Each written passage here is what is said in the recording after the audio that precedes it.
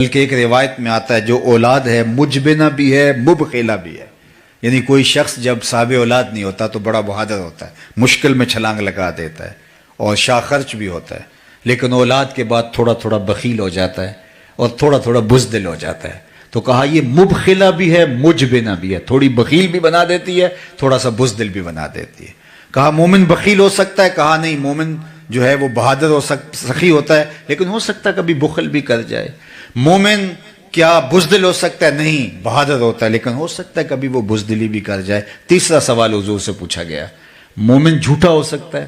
حضور نے فرمایا جھوٹا نہیں ہو سکتا، یہ طے ہے مومن ہو اور جھوٹا ہو یہ نہیں ہو سکتا۔ اور میں اور آپ کہیں کہ اگر جھوٹ نہ بولے تو سودا ہی نہیں بکتا ہے، قدم قدم پہ جھوٹ بولیں، تو پھر کس طرح ہم حضور سے دعوی محبت کر سکتے ہیں؟ تو مومن کی یہ شان ہے کہ جھوٹا نہیں ہوتا۔ تو آئیے میں اور آپ اپنے آقا کے اس وصف کو اپنے اندر اتاریں۔ میرے استاد فرمایا کرتے تھے یہ نہ ہو کہ لوگ تمہیں پوچھیں تم کون ہوتے اور تم بتاؤ جناب ہم مسلمان ہوتے ہیں، یہ دیکھو مذہب کے خانے میں اسلام لکھا ہے۔ آپ فرمایا کرتے تھے صاحب نہ کسی کو پوچھنے کی نوبت آئے نہ تمہیں بتانے کی ضرورت ہو، تمہارا کردار ایسا ہو تم دور سے چلے آ رہے ہو، لوگ کہیں وہ دیکھو حضور کا غلام آ رہا ہے۔ نور آنکھوں میں تو چہروں پہ اجالے ہوں گے، مصطفیٰ والوں کے انداز نرالے ہوں، دنیا میں بھی ان کے دم سے مقدر چمکا، محشر میں بھی ان کی رحمت کے حوالے ہوں گے۔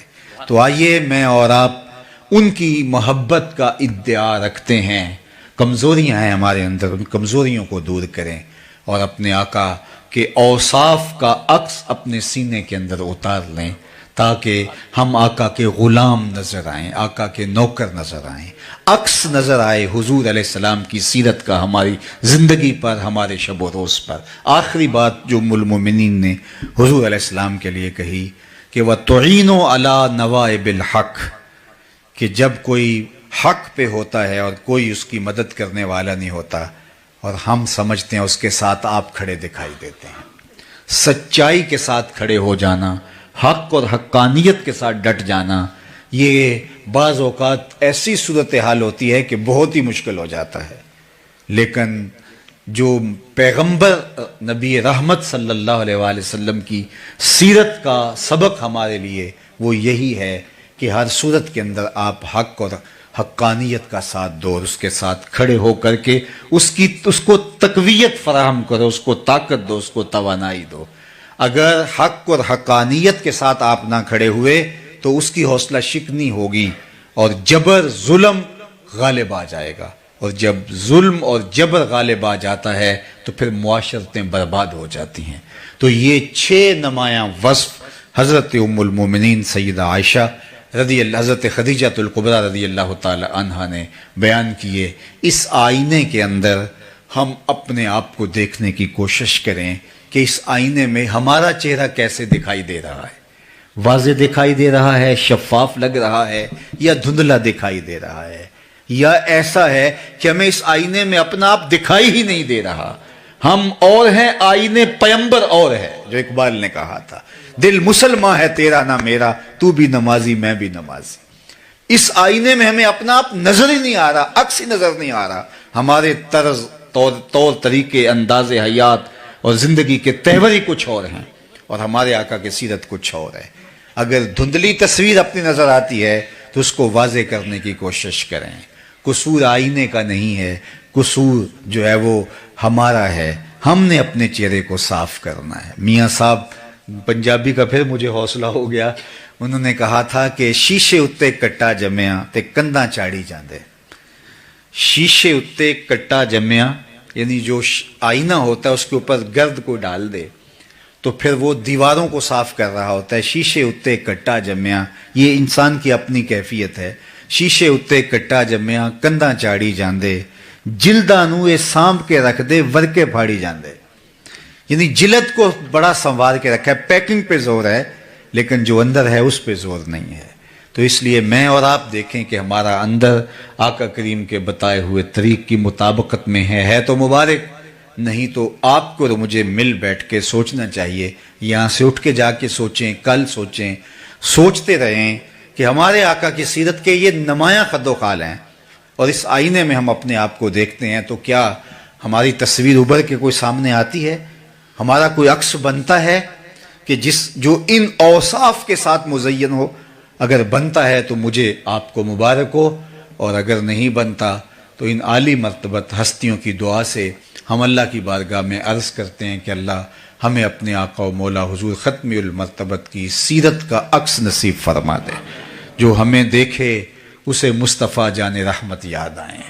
اور ہمارے اسلاف ایسے ہی تھے۔ محمد بن حضرت امام محمد رضی اللہ تعالی عنہ، محمد بن حسن الشیبانی بہت خوبصورت تھے، بہت وجیح تھے۔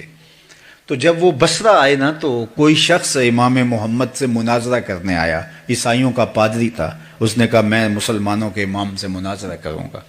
کسی نے کہا ایسے سوال کروں گا کہ وہ چکرا جائے گا، کسی نے کہا میرے اعتراضات کا تو جواب ہی نہیں دے سکے گا، کسی نے کہا اس کے سوالوں پر ایسے سوال اٹھاؤں گا کہ وہ چکرا کے رہ جائے گا۔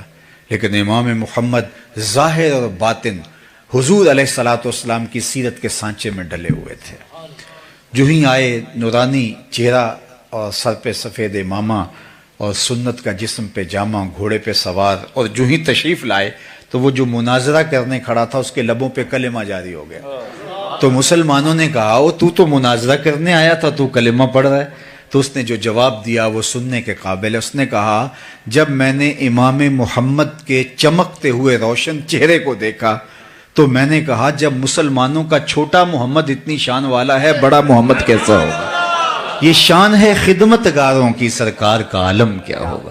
کہا جب چھوٹے محمد کا یہ جمال ہے، یہ سیرت ہے اور یہ رنگ ہے، سراج منیرہ کی شعاؤں کی چمک اس کے چہرے سے حویدہ ہے، تو محمد عربی جو بڑے محمد ہے ان کی شان کیا ہوگی؟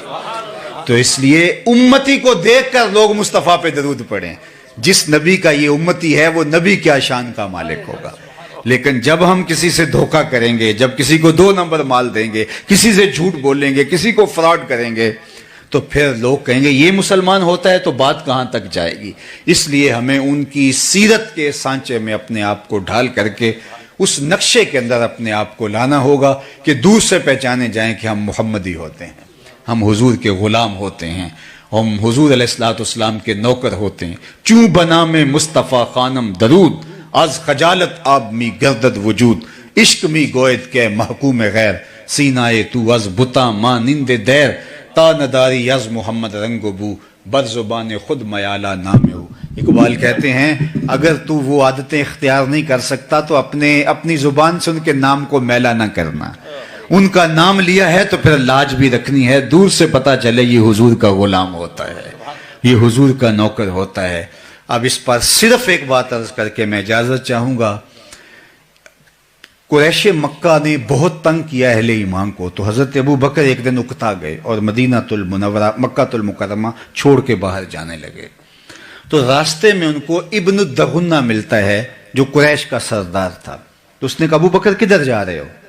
کہا کہ میں واپس جا رہا ہوں، مکے کو چھوڑ کر، مکے کے لوگوں نے زندگی اجیرن کر دی ہے، تو ایسے شہر میں نہیں رہنا چاہتا۔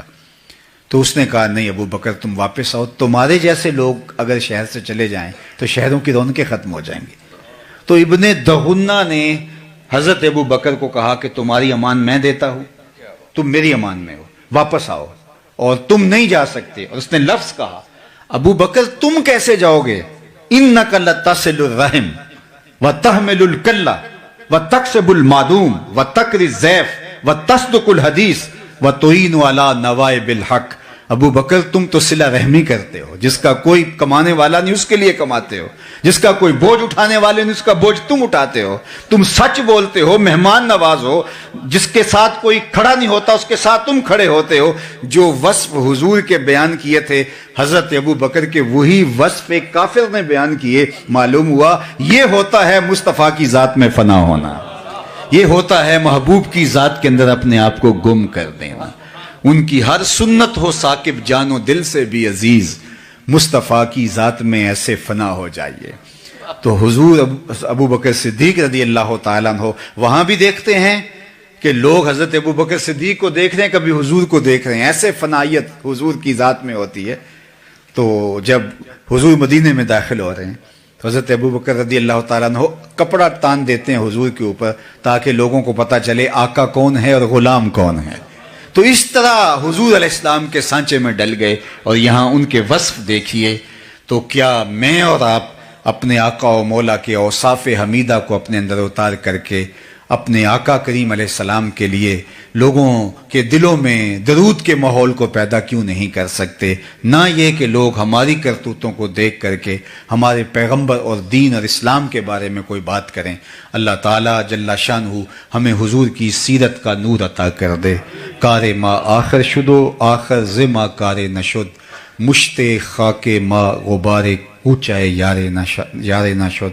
و آخر دعوانا ان الحمد للہ رب العالمین.